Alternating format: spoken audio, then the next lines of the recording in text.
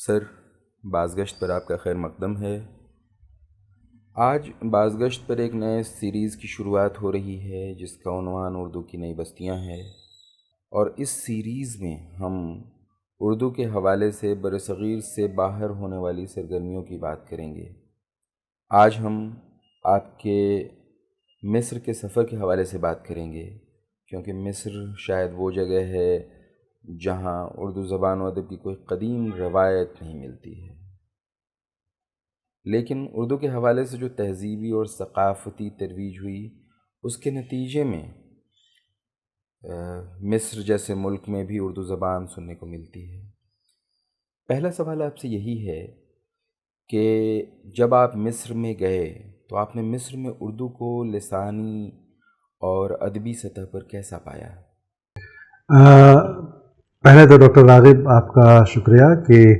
آپ نے بازگشت کے لیے مصر میں اردو کے حوالے سے گفتگو کا انتخاب کیا، اور میں اس سے پہلے کہ اپنی بات شروع کروں بازگشت جیسے ویب سائٹ کے لیے آپ کو مبارکباد اور تہنیت پیش کرنا چاہتا ہوں، کیونکہ اس طرح کی ویب سائٹ سے ایک معیاری گفتگو سامنے آ رہی ہے جو یقیناً اردو ادب کے ڈیجیٹل اور اس کو کہیے کہ برقی وسائل کا مستند جو وسیلہ ہے وہ آپ فراہم کر رہے ہیں، اس کے لیے آپ قابل مبارکباد ہیں۔ آپ نے مصر کی بات کی، اور یہ بات میں سننا چاہ رہا تھا تو جو تقریباً سب لوگ بات کہتے ہیں وہی بات آپ بھی کہہ رہے ہیں کہ مصر میں اردو کے حوالے سے ایسا کچھ نہیں ہے۔ میں بھی یہ جانتا تھا، لیکن مصر جانے کے بعد مجھے حیرت ہوئی، اور مجھے حیرت سے زیادہ اس بات پر افسوس ہوا، اور اس کا میں نے اظہار کیا کہ مصر جیسے ملک کو ہم اردو والوں نے نظر انداز کیا۔ اس اعتبار سے نظر انداز کیا کہ مصر میں اردو کی جو خدمت ہو رہی ہے، اچھا، اور دیکھیے کسی زبان کی ترویج میں تدریس کا بڑا عمل ہوتا ہے، اور مصر میں جو تدریس کا نظام ہے اردو تدریس کا، وہ حیرت انگیز میرے لیے بالکل ایک نیا انکشاف تھا کہ کیا واقعی مصر میں اتنے طلبہ و طالبات، اتنے اساتذہ اردو کے ہیں جو اردو درس و تدریس میں مصروف ہیں، اور یہ تاریخ جو ہے صرف چند برسوں کی نہیں ہے بلکہ یہ 5-6 دہائیوں کی تاریخ ہے، 5-6 دہائیوں کی تاریخ،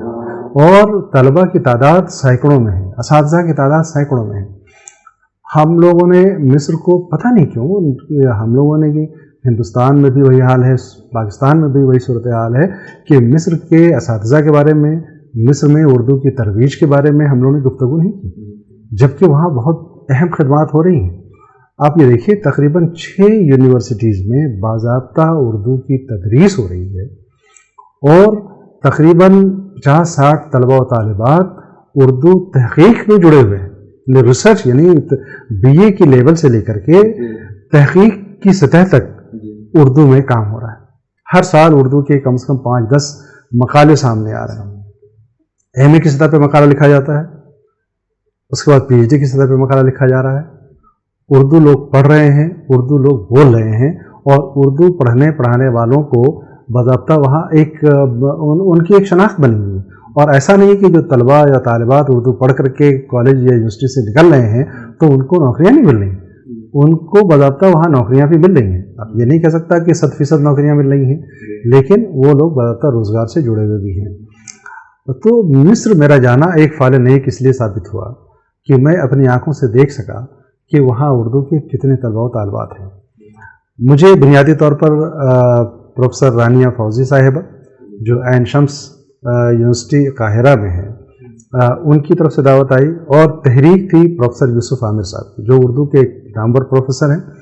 اور انہوں نے ہندوستان سے جامعہ ملیہ اسلامیہ جیسے قدیم یونیورسٹی سے PhD کر کے یہاں سے گئے۔ اچھا، ان کی کتاب بھی ہندوستان سے چھپی، اور وہ کتاب ہے اردو عربی جدید شاعری کا تقابلی مطالعہ۔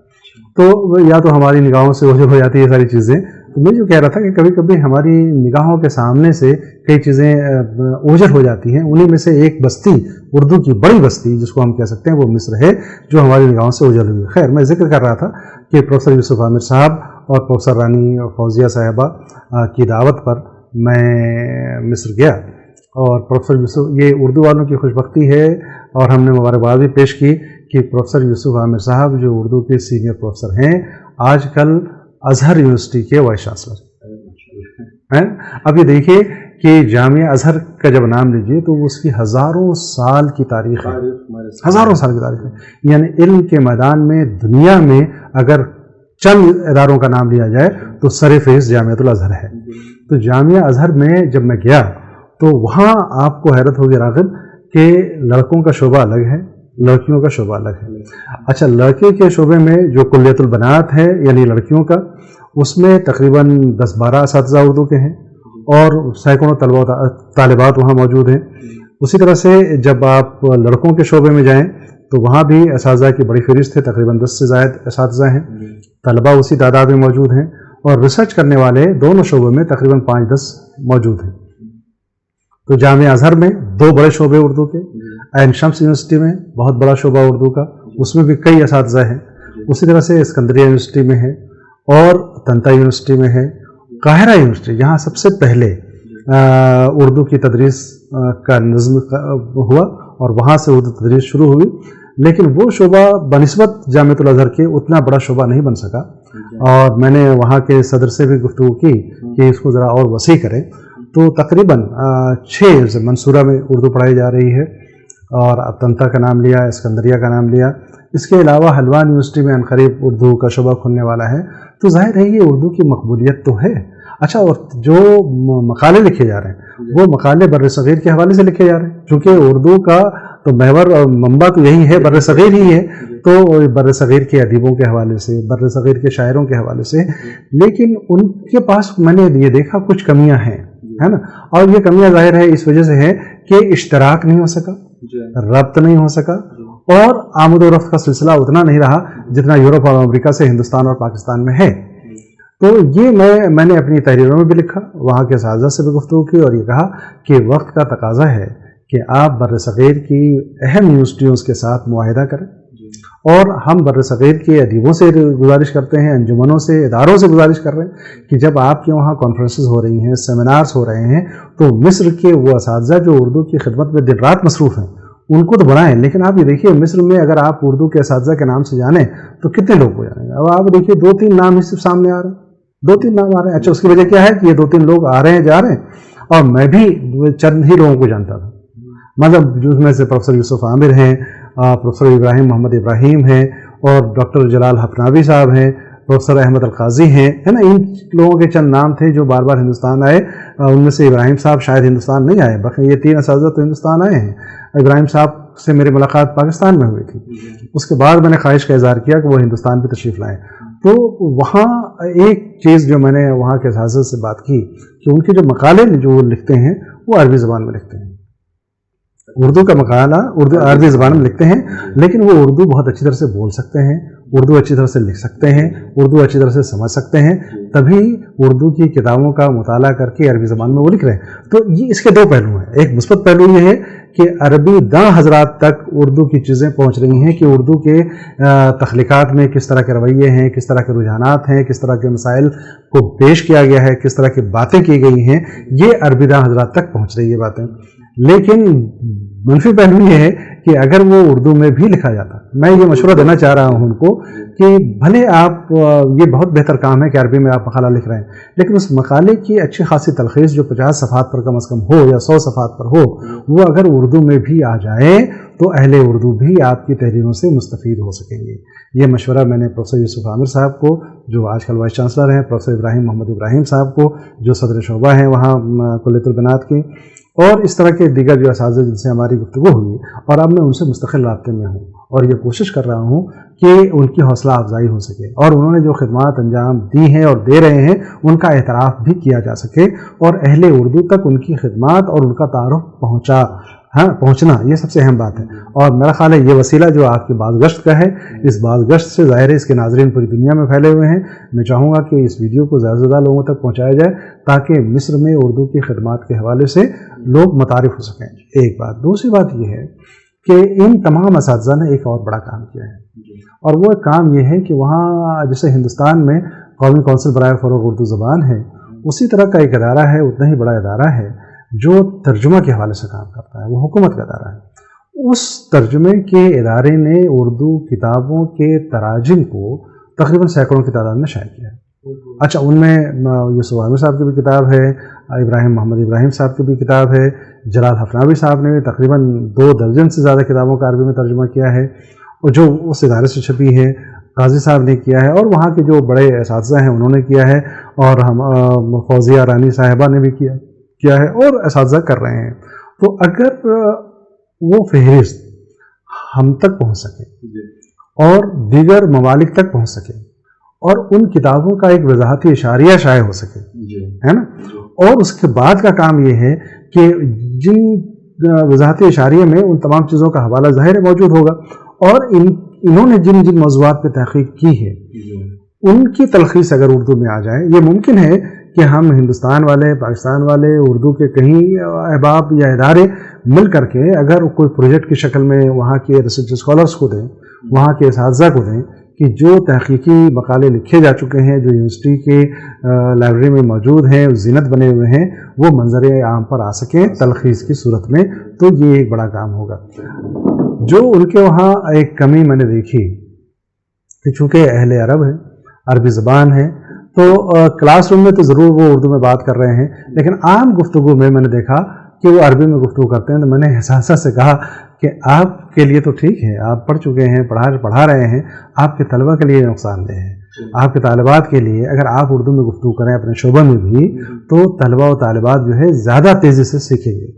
لیکن بہت محنت کرتے ہیں، یعنی دوسرے سال میں پہنچتے طالب علم اس لائق ہو جاتے ہیں کہ وہ اردو میں گفتگو کرنے لگتے ہیں. بہت سے طلبہ و طالبات مجھ سے رابطے میں ہیں جو کبھی سوشل میڈیا پہ گفتگو ہو جاتی ہے، تحریری طور پر تحریر وہ لکھتے ہیں، تو اچھا لگتا ہے. اور ان کی زبان سے جو عربی تلفظ کے ساتھ جب وہ اردو بولتے ہیں تو سننے میں بہت بھلا لگتا ہے. تو بازگشت کی اگر کوئی ایسی صورت نکل سکے، میں ان لوگوں کے آپ کے ایڈریسز دوں گا کہ اسکائپ پر ان سے انٹرویو کریں، ہے نا، اور ان کے انٹرویوز کو اگر آپ بازگشت پہ لا سکیں تو میرا خیال سے یہ مصری اردو اساتذہ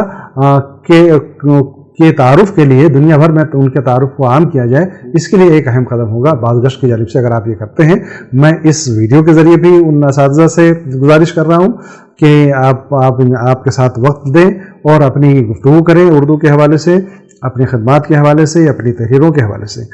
میں نے وہاں کے لوگوں کو اکسایا بھی کہ آپ نے تحقیقی مقالے بہت اچھے لکھے، علمی مقالے بہت لکھے، اور تراجم بہت اچھے کیے ہیں، اور یقیناً بڑا بیش بہا اور وقی سرمایہ ہے. لیکن تخلیقی اعتبار سے ابھی وہ تخلیقیت ابھر کے سامنے نہیں آئی. اب یہ دیکھیے کہ تقریباً 50 سال کا عرصہ ہے، اور کوئی ایسا شاعر اردو میں، یوسف عامر صاحب شاعری کرتے ہیں لیکن وہ بھی پتہ نہیں کیوں اپنی شاعری کو عام نہیں کرنا چاہتے. اسی طرح سے اور بھی کچھ ہوں گے اساتذہ جو شاعری کر سکتے ہیں، کر رہے ہوں گے، افسانے لکھ سکتے ہیں، لکھ رہے ہوں گے، ناول لکھ سکتے ہیں، لکھ رہے ہوں گے. ان کی حوصلہ افزائی ہونی چاہیے تاکہ تخلیقی میدان میں مصر کے اساتذہ اگر سامنے آتے ہیں تو یہ ایک بڑی بات ہوگی.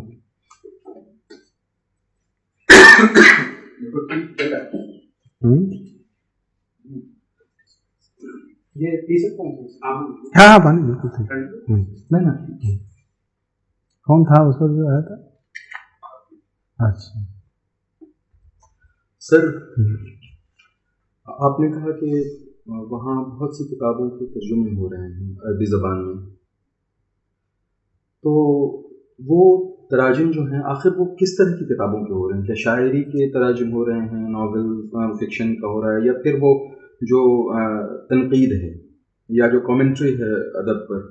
اس کے تراجم ہو رہے ہیں؟ وہ آخر کیا مطلب کس طرح کی کتابیں ہیں؟ میں نے دیکھا کہ تقریباً تخلیقات پہ تو کم، تخلیقات پر بھی، جیسے مطلب پریم چند کے گودان کا ہے نا اس میں ہوا ہے، لیکن زیادہ تر تہذیبی تاریخی کتابوں کا ترجمہ جو میری نظر میں، میں بھی بہت زیادہ واقف نہیں ہوں، لیکن جن لوگوں نے اپنی کتابیں دی یا جن کے بایوٹاز میں نے دیکھے، اور وہ ان میں یہ لگا کہ جیسے مولانا ابوالکلام آزاد اخبار خاطر ترجمہ ہو چکا ہے، سر سید کے تحریروں کا ترجمہ ہو چکا ہے، اقبال کی شاعری کا ترجمہ ہو چکا ہے، اقبال پر تحقیقی مقالوں کا ترجمہ ہو چکا ہے، اور بھی اسی طرح سے یہاں کے فکشن نگاروں کے تعارف کا ترجمہ ہو چکا ہے. اب میرا خیال ہے اس پر اسی لیے میں نے کہا کہ وضاحتی کتابیات اگر سامنے آئے تو اندازہ ہو کہ ان کی دلچسپی کس طرح کی کتابوں میں ہے، تفصیل سامنے آئے اور اندازہ ہو کہ وہ کس طرح سے سوچتے ہیں، کس طرح سے دیکھتے ہیں. لیکن میں نے جو محسوس کیا وہ یہ محسوس کیا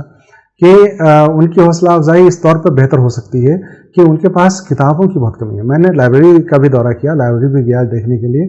اور وہ اساتذہ سے جب میں ملا تو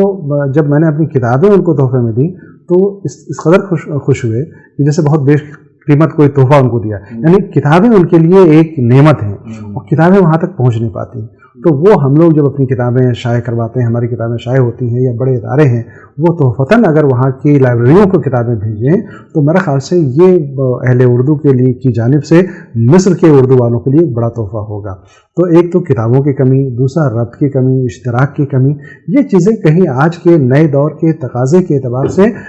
ترقی میں حائل ہو رہی ہیں. اگر یہ چیزیں ہو جائیں، اور اب ممکن ہے کہ یہ چیزیں ہوں گی، جیسے ابھی میں نے گزارش کی ہے جامعہ ازہر سے کہ ہماری جو تنظیم ہے ورلڈ اردو ایسوسی ایشن، اس کے اشتراک سے ایک سیمینار ہو تو یہاں سے جانے والے اساتذہ کے اخراجات اور اس کے انتظامات ورلڈ اردو ایسوسی ایشن کرے گی، اور وہاں صرف قیام اور لوکل ہاسپٹلٹی اگر وہاں کی یونیورسٹی دیتی ہے تو عنقریب انشاءاللہ نومبر میں ایک سیمینار ہونے جا رہا ہے. تو یہ اگر سیمینار ہوگا تو ایک ربط کی ایک بڑی صورت نظر آئے گی. پھر اس طرح سے تقریبات اگر ہوں گی اور وہ ہمارے وہاں اگر آئیں گے تو اس سے کیا ہوگا کہ لوگ ایک دوسرے کو جاننا شروع کریں گے اور اردو کی سرگرمیوں میں ایک اضافہ ہوگا. وہ خاموش طریقے سے اردو کی تدریس کے فرائض انجام دے رہے ہیں، لیکن میں تدریس سے باہر نکالنا چاہتا ہوں. تدریس کے علاوہ تخلیق کے میدان میں آئیں، تصنیف کے میدان میں آئیں، تنقید کے میدان میں آئیں، اور ادبی سرگرمیوں کے حوالے سے وہ سامنے آ سکتے ہیں. اچھا سر، ایک جو یہ ہے کہ جو آپ وہاں گئے اور جا کر کے جو آپ نے دیکھا تو جامعہ ازہر میں جیسے آپ گئے تو وہاں جو باقی شعبوں میں آپ نے دیکھا ہوگا کہ وہاں جو عربی کا شعبہ ہوگا یا اور دیگر زبانوں کا جو شعبہ ہوگا جو ان کے حوالے سے، اور آپ نے ایک استاد کی حیثیت سے، یونیورسٹی سے جڑے ہوئے ایک استاد کی حیثیت سے آپ نے موازنہ کیا ہوگا جو ہمارے یہاں اردو کی صورت حال ہے، اردو میں جو ہمارا اپروچ ہے لٹریچر کے لیے، اور جو وہاں لوگوں کا اپروچ ہے لٹریچر کے لیے، کہ ادب کو لوگ وہاں کس طریقے سے لے رہے ہیں اور یہاں ادب کو، وہ کچھ محسوس کیا آپ نے؟ دیکھیے ادب کا امپیکٹ وہاں بھی ہے. اب دیکھیے مصر میں کئی ایسے وہ عربی کے ناول لکھے گئے جس کو ایک عربی ناول پر تو باضابطہ ناول پرائز ملا ہوا ہے نا، مصر کو ملا ہوا، مصر کو یہ اعزاز حاصل ہے. تو ادب تو وہاں عربی ادب کے حوالے سے جہاں تک ہم بات کریں تو ان کا ذوق تو بہت ہی بالیدہ ذوق ہے، اور اس کا امپیکٹ بھی ہے. اور میں چونکہ خود عربی ادب سے بہت زیادہ واقف نہیں ہوں، بس یوں ہی علم ہے تھوڑی بہت، تو اس سے اندازہ ہوا کہ اپنی زبان کے ادبیات کے تئیں تو کافی بالیدہ ہیں وہ، اور کافی فروغ ہوا ہے. لیکن دوسری زبانوں کو دوسری زبان کی حیثیت سے پڑھا جا رہا ہے، ذرائع ان کے پاس کم ہیں، وسائل کم ہیں، تو ظاہر ہے کہ وہ اس قدر، جس طرح سے یورپ کی کچھ یونیورسٹیوں میں، امریکہ کی کچھ یونیورسٹیوں میں اور دیگر ممالک کی کچھ یونیورسٹیوں میں شعبہ اردو جیسے بہت بڑا اردو ہے اس اعتبار سے، تخلیق، تصنیف اور سرگرمی کے اعتبار سے برابر ہاں، تو اس طرح سے میرا خیال ہے ابھی ان کو آنا چاہیے، وقت لگے گا. لیکن تدریس کے نقطہ نظر سے اگر آپ دیکھیں، میں نے طلباء و طالبات سے بات کی، مجھے حیرت ہوئی کہ وہ ہندوستان کو کس قدر پسند کرتے ہیں. ہر کے اندر اشتیاق تھا اور گفتگو کرنا چاہتے تھے، اور میں ان کی گفتگو سننا چاہتا تھا کہ ایک عرب اردو کس طرح سے بول رہا ہے. اور مجھے خوشی اس وقت ہوئی کہ اساتذہ کو میں نے تحسین اور مبارکباد پیش کی تحریروں کے ذریعے کہ طلباء پہ انہوں نے محنت کی، تب نے ایک عربی کیسے ٹا بول سکتا ہے، کیسے ڑا بول سکتا ہے، کیسے چا بول سکتا ہے، چھا کیسے بول سکتا ہے. لیکن میں نے وہاں کے اساتذہ سے گفتگو کرتے ہوئے محسوس کیا بہت اچھی اردو بول رہے تھے. ہاں، بہت ہی، جس طرح سے کئی اساتذہ تو ایسے تھے کہ جیسے اہل زبان ہوں اردو کے، اس طرح سے گفتگو کر رہے تھے. اور وہ جو سیکھنے کے مرحلے میں تھے ان سے بھی گفتگو کا اچھا ایک لطف تھا کہ ان کی زبان جو عربی زبان عربی مخرج ہے وہ اردو کو بولنے کی جو کوشش کر رہے تھے، جو نوآموز طلباء و طالبات، تو وہ بھی گفتگو جب کرتے تھے تو میں چاہتا تھا کہ زیادہ دیر تک میں ان سے سنوں،